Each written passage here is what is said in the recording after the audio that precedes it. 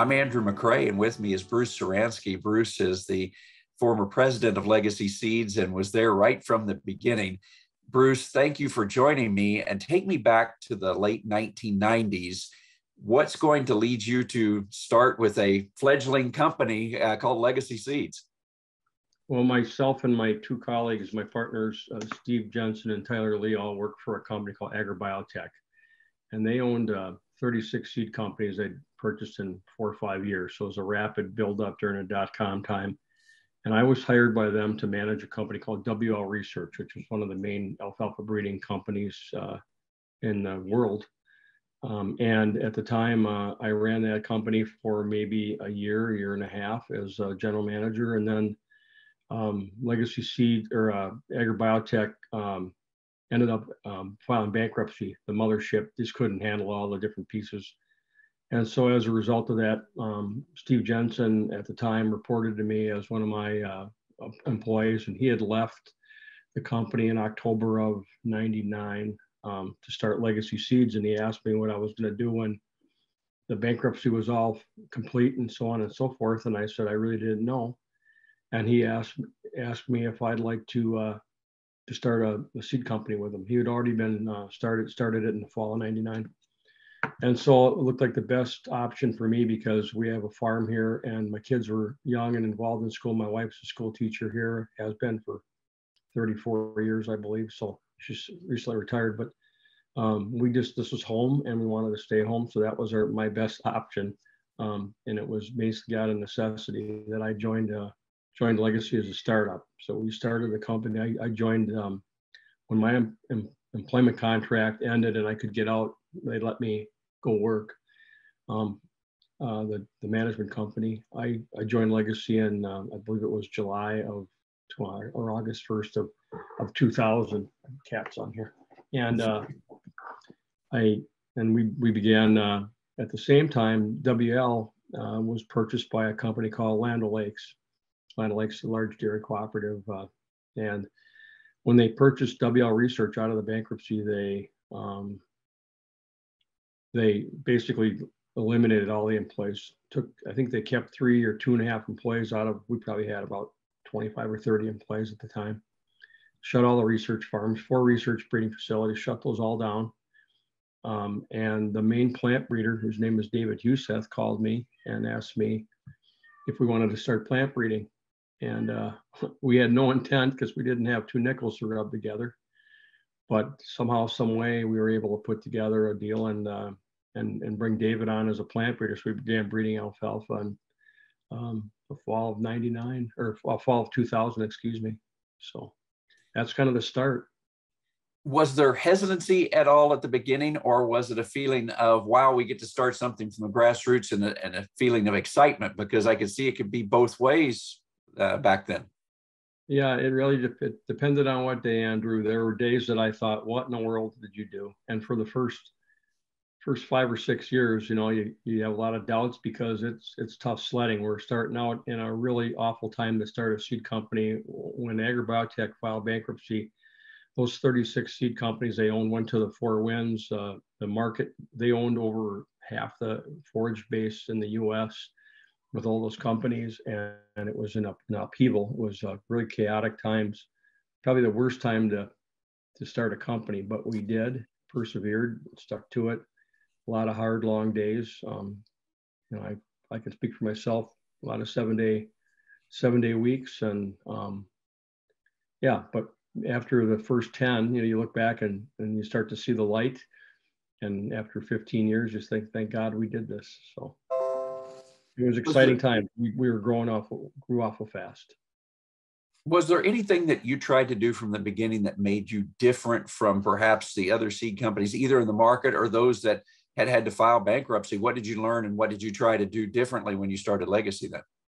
Well, we learned a lot. I mean, when we started the seed company, I oversaw 7 seed companies in my career at ABT. And so I got to see how a lot of management teams ran their businesses and so on. And I'd also been previously employed at Cargill for 11 years as a manager. So I got to learn some good things there. And so, I brought some of those things with me. I'm speaking about me personally, brought some of those along, but, we started out with integrity in every bag because the seed industry at the time was, there was some dishonest things going on, and we just wanted to keep it on the up and up. So we ran it. That was our tagline, our motto, and our creed. So we ran it with integrity. I think we treated people fairly. We were honest, hardworking, very transparent, and did all those types of things along the way to build our business. And we lost a lot of business deals because of integrity, because we didn't cut corners. But in the long run, I think what goes around comes around, and it rewarded us. We did very well. A lot of companies recognize that about us. We built a great reputation, and the business just took off. Well, you mentioned the integrity, obviously important. Do you think that was the main thing that helped you become successful, or what other things were you doing along the way that helped Legacy start from scratch and build such a great reputation? The three of us, had really good contacts in the industry, and so there were some people along the way that did some really nice things for us to enable us to start. There are some companies that we were able to private label Alfalfa to that could have got it anywhere, but they wanted to see us underdogs, kind of make it. And they knew we were working harder for the business. And so they rewarded us for that. A lot of it was relationship based. We built a lot of relationships in the industry and treated people well. And I think we were rewarded for that as well. So there was that, and there's also the fear factor, fail factor. You don't want to fail, so you're just going to work that much harder. And we did. Was there a time when you realized, yes, we are going to make it, we are going to succeed, or was there ever any doubt in your mind? Oh, I don't know when that day came. Probably after the first 5 years, because I don't know when it began. I'd have to look back, but my memory's nowhere near what it once was as I age. But we grew at about a 25% rate a year of growth a year for a number of years, maybe 5, 6, 7 years.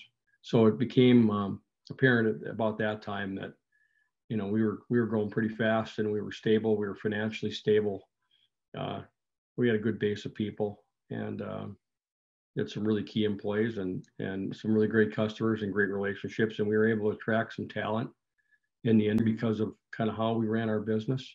People were attracted to work for us, I think, in some cases. So we were able to get some really talented employees. And look, this company was built by a team. It wasn't built by myself, Steve, or Tyler. All three of us relied on our employees to get us where we are or where we were, and collectively. It wasn't just one person or a small group. It was a lot of people that contributed. Sure. It always takes a team effort. You were there for about 2 decades.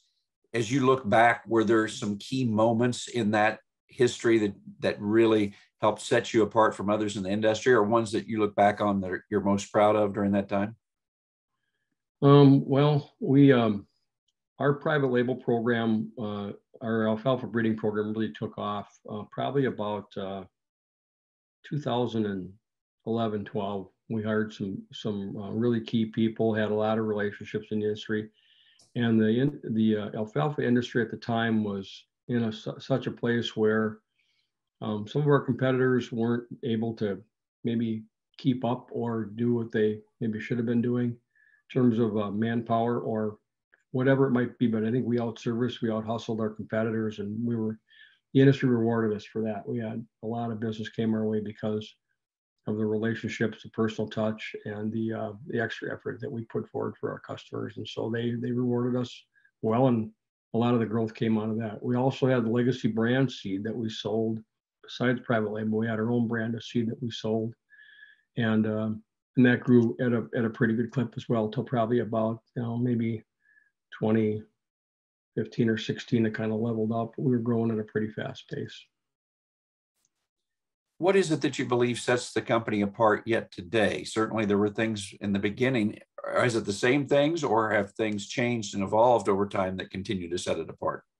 I've been retired for over 2 years now, and so I really don't, know a lot about what the today's environment was. But I think overall, our company, and I'm just speaking about my experience in my time at Legacy, we focused on morale a lot, tried to keep everybody in a good place, and that we didn't have a lot of layers. If anybody had a problem, they could come to myself, Steve, Tyler, and have a conversation. I think that was comforting to a lot of people when we were there, and that it was an open door policy. And I think we shared a fair amount of information with our employees. So they, I always believed in, my philosophy was the why. So if you're going to make a change or do something, you owe people a why. And I gave them the why, because that was, once people understood what you were doing, then things flowed through. But if you just said we're doing this and that's the end of the discussion, people would tend to resist a little bit. So we tried to build a consensus. I had a management team in place that we ran out of Wisconsin that were different disciplines in the company that all had input on how we're going to go forward and do things. And it wasn't a dictatorship. It was more of a democracy where we would vote and kind of weigh in. And frankly, as a president, I wasn't always right. People have better ideas, and you have to be open-minded to that and recognize that you're not that special. And there's people that are as smart or smarter, have better ideas, and you need to embrace those ideas and move forward for the good of all. You've mentioned people a lot. So which is more important, the people or the seed? I'm sure both are important, but certainly it sounds like the people involved from the very beginning and throughout your tenure there really helped set the company apart. Absolutely. Most of the companies that bought seed from us could buy we had great products. Don't get me wrong. I think our alfalfa was second to none. We would, and data-wise, it shows that Legacy Seeds really had great alfalfa seed. However, they could buy that anywhere, right?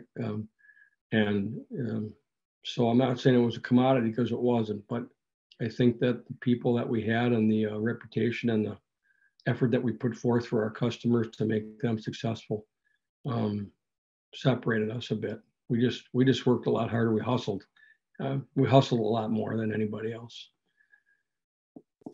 You were there, like I said, for about 20 years. What other things do you think was instrumental in that time? Maybe things I wouldn't know to ask. Well, we were awful frugal.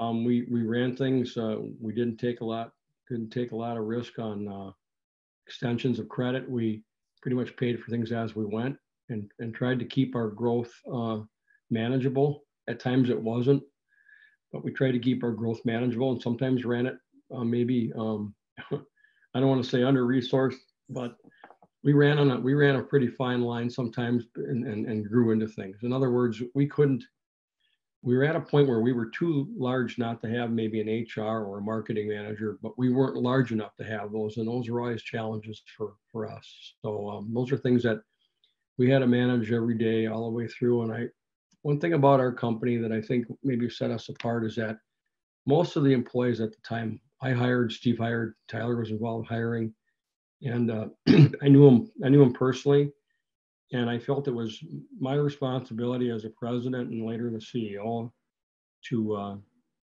make sure that every 2 weeks there's a paycheck, and that their families were taken care of.